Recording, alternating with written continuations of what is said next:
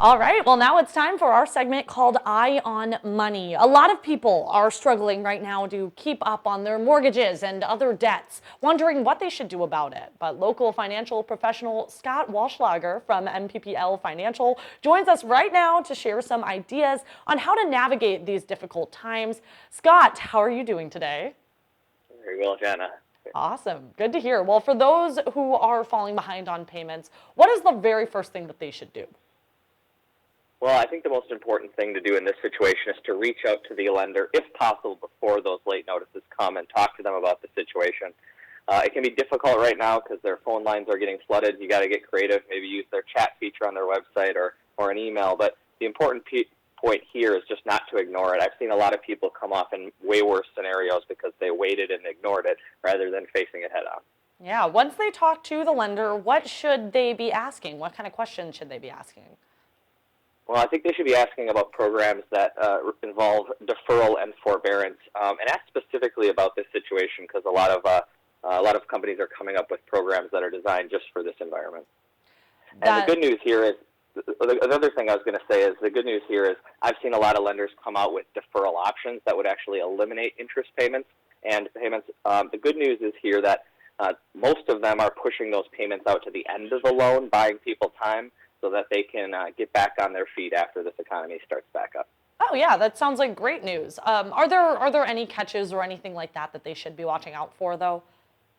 Yeah, I think the key here is to kind of look at the fine print and ask some good questions. Some of the companies, unlike what I just described, are creating deferral and forbearance options that are basically just accumulating those missed payments, and they're due at the end of the deferral period. So let's say somebody has like a $2,000 mortgage and they defer it for 3 months. At that situation, they would actually owe $6,000 at the end of the time period. As you can imagine, that would be pretty unmanageable for somebody who has lost income during this crisis.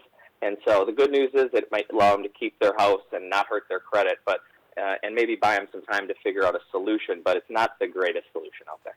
Yeah, that is a good tip. Are there any government programs or anything that can help?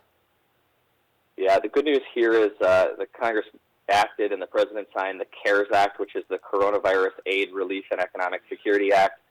Also, a lot of states and things are putting programs in place to really figure these things out. There's such benefits as direct cash payments, deferral on loan payments, extended unemployment benefits, and even emergency loans and grants for individuals and businesses. And so I hope a lot of these programs will help people kind of bridge that gap until we can all get back to work here.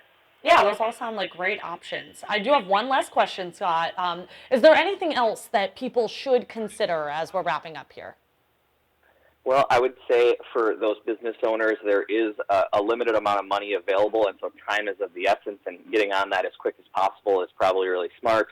For those individuals who are fortunate enough to still be working and having income, now might be a time to look at those mortgages and debts and look at refinancing to lower the rates and increase their cash flow.